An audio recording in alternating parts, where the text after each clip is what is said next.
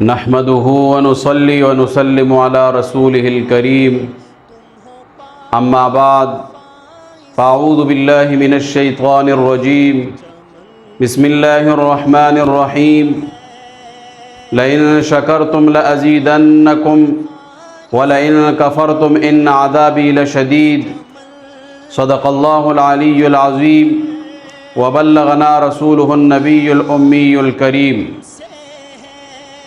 یہ بات آیا ہے دنیا پر، یہ بات آیا ہے دنیا پر، ہم پھول بھی ہیں تلواریں بھی، یا بزم جہاں مہکائیں گے یا خون میں نہا کر دم لیں گے۔ معزز پاکستانی بھائیوں، جیسا کہ آپ کو معلوم ہے کہ آج 13 اگست 2023 ہیں اور کل یوم آزادی کا دن 14 اگست 2023 عیسوی ہوگی۔ پاکستانی بھائیوں، ملک پاکستان اللہ تبارک و تعالی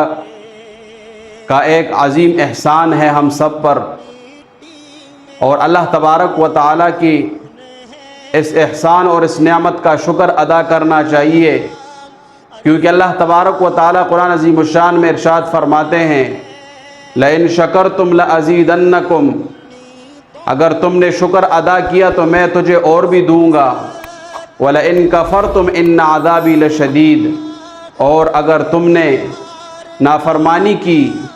اور تم نے ناشکری کی تو پھر میرا عذاب بہت سخت ہے۔ تو یہ ملک پاکستان اللہ تبارک و تعالی کی ایک عظیم نعمت ہے، یہ ایک پاک دھرتی اللہ تبارک و تعالی نے مجھے اور آپ کو دی ہیں۔ ہمیں چاہیے کہ ہم اس نعمت کا شکر ادا کریں، اور اس نعمت کا شکر یہ ہے کہ ہم اس کے چپے چپے کی حفاظت کریں، اور ہم اس ملک میں تمام حقوق جو ہیں تمام انسانوں کو پورا یہ ادا کریں، اور اسی طرح اس ملک میں جو لوگ اس ملک کی حمایت کرنے والے ہیں ہم ان کی حمایت کریں، اور جو ملک کی غداری کرنے والے ہیں ہم ان کی مخالفت کریں اور ان کو سمجھائیں۔ معزز سامعین کرام، جب برصغیر پاک و ہند میں مسلمانوں پر جبر کیا گیا اور انگریز جو ہیں وہ اس برصغیر پاک و ہند سے نکلنے لگے، تو اس وقت انہوں نے حکومت کے زیادہ تر اختیارات وہ ہندوؤں کو سونپے، اس لیے کہ وہ مسلمانوں پر سختی کرے، مسلمانوں کو تکلیفیں دے، ان کو پریشانیوں میں مبتلا کرے۔ تو اس وقت مسلمانوں پر بہت زیادہ ظلم و جبر کیا گیا، مسلمانوں پر ظلم و جبر کی داستانیں جو ہیں وہ بنائی گئی ہیں، مسلمانوں کو تکلیفیں دی گئی ہیں،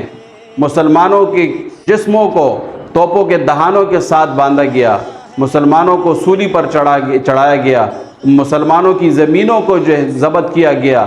مساجدوں کو تالا لگایا گیا، اور اسی طرح دوسرے جو ہیں ہر قسم کے مظالم مسلمانوں پر ڈھائے گئے۔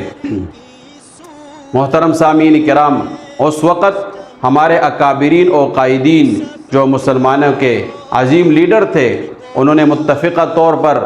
یہ مشورہ کیا اور یہ طے کیا کہ اب اس کے بعد یہ ظلم اور یہ بربریت جو ہیں یہ برداشت نہیں کی جائے گی، اور مسلمانوں کے لیے اس وقت ایک علیحدہ اور ایک خود مختار ملک ہونا چاہیے، جس میں وہ آزادانہ طور پر امن چین اور سکون کے ساتھ رہتے ہوئے اللہ تبارک و تعالیٰ کے احکامات اور اپنے پیغمبر محمد عربی صلی اللہ علیہ وسلم کے سنت طریقوں کے مطابق اپنی زندگی بسر کرے۔ تو اس وقت ہمارے اکابرین اور ہمارے قائدین نے یہ بیڑا اپنے سر پہ اٹھایا، اور انگریز سامراج اور ہندوؤں کے خلاف انہوں نے تحریکیں چلائی۔ کچھ تحریکیں جو ہیں وہ مسلح طور پر چلائی گئی، کچھ سیاسی طور پر چلائی گئی۔ ان اکابرین اور قائدین میں علامہ محمد اقبال اور قائد اعظم محمد علی جناح، اور اسی طرح علامہ امیر شریعت عطا اللہ شاہ بخاری رحمہ اللہ، اور علامہ شبیر احمد عثمانی رحمہ اللہ، علامہ ظفر احمد عثمانی رحمہ اللہ، مفتی محمد شفیع رحمہ اللہ، اور دوسرے جو ہیں بڑے بڑے اکابرین جو ہیں وہ اس تحریک کے حصہ بنے، جن میں لیاقت علی خان، ٹیپو سلطان اور سراج الدولہ جیسے بڑے بڑے لوگ بھی شامل تھے۔ تو انہوں نے تحریکیں چلائی سامعین کرام، اور مسلمانوں کو اس ظلم اور بربریت سے بچانے کے لیے، اس قید حبس بے جا سے بچانے کے لیے انہوں نے یہ تحریکیں چلا کر اس ملک پاکستان کو آزاد کیا ہے۔ اور اللہ تبارک و تعالیٰ کے فضل و کرم سے یہ ایک پاک دھرتی مجھے اور آپ کو ملی ہے، ہمیں چاہیے کہ ہم اس کی قدر کریں۔ محترم سامعین کرام، جب یہ پاکستان آزاد ہوا اس وقت بھی انگریز سامراج اور ہندوؤں نے پاکستانیوں کی، مسلمانوں کی دل شکنی کی اور ان پر طنز و تشنیع کی، اور ان کو جو ہیں ان پر ہر قسم کے الزامات لگائے۔ جس وقت نقل مکانی ہو رہی تھی برصغیر پاک و ہند، ہندوستان سے پاکستان کی سرزمین کی طرف، تو اس وقت بھی یہ نعرہ لگا رہے تھے کہ بھوکا پاکستان اور ننگا پاکستان، یعنی پاکستان کے پاس کچھ بھی نہیں ہے۔ اور اس وقت بھی جو لوگ نقل مکانی کے لیے پاکستان کی طرف آ رہے تھے تو اس وقت بھی انہوں نے قیمتی اشیاء مسلمانوں سے چھینی، اور مسلمانوں کے پاس جو کپڑا ہوتا تھا وہ بھی انہوں نے چھین لیے، تاکہ یہ مسلمان جو ہے یہ ننگے اور بھوکے رہے۔ اور انہوں نے دل شکنی کے لیے، طنز و طعنہ کے لیے یہ نعرے لگائے کہ بھوکا پاکستان اور ننگا پاکستان۔ لیکن اللہ تبارک و تعالیٰ کو یہ منظور تھا کہ یہ دھرتی ایک دن، یہ نقشہ جو ہے یہ دنیا کے نقشے میں ابھرے گا۔ تو اس لیے سامعین کرام، اس وقت بھی یہ ظلم اور بربریت کا یہ بازار گرم تھا۔ تو اس کے بعد پاکستان جب آزاد ہوا سامعین کرام، پاکستان کے دفاتر میں لکھنے کے لیے فائلیں نہیں تھی، لکھنے کے لیے بال پن نہیں تھے، اور اسی طرح پاکستان میں دفاتر ان کی انتظامی امور کو درست کرنے کے لیے کچھ انتظامات، کچھ آلات بھی موجود نہیں تھے۔ لیکن اللہ تبارک و تعالیٰ نے آہستہ آہستہ اس ملک کو ترقیوں سے نوازا۔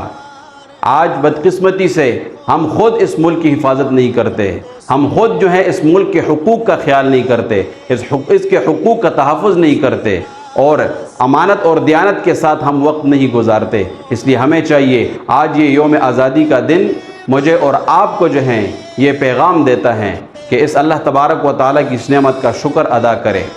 اور جو لوگ اس کی حمایت اس کی حمایت کرے، اور جو لوگ اس کے ساتھ غداری کر رہے ہیں ہم اس کے سامنے سیسا پھیلائی ہوئی دیوار کی طرح کھڑے ہو کر اس کے آگے رکاوٹ بنے۔ اور یہ ملک پاکستان کا ایک اعزاز یہ بھی ہے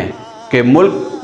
پوری دنیا میں کسی بھی ملک کو یہ اعزاز حاصل نہیں جو پاکستان کو حاصل ہیں، اور وہ یہ ہیں کہ پاکستان کی آئین میں لکھا ہوا ہے کہ حاکمیت اعلیٰ اس ملک میں صرف اور صرف اللہ تبارک و تعالیٰ کو حاصل ہوگی۔ اور اسی طرح ملک پاکستان میں قرآن و سنت کے خلاف کوئی قانون نہیں بنے گا۔ اگر کوئی بھی قانون بنے گا تو ہر ایک شہری کو یہ حق حاصل ہے کہ وہ اس کے خلاف کھڑے ہو کر عدالت میں جا کر، کورٹ میں جا کر اس کے خلاف مقدمہ درج کرا سکتا ہے، اور عدالت خود بھی جو ہے یہ مقدمہ درج کرا سکتی ہے۔ تو اس لیے ہمیں چاہیے سامعین کرام، ہم اس ملک کی قدر کریں، اور اس یوم آزادی کے دن ہم گناہوں سے بچے اور گانے بجانے سے بچ کر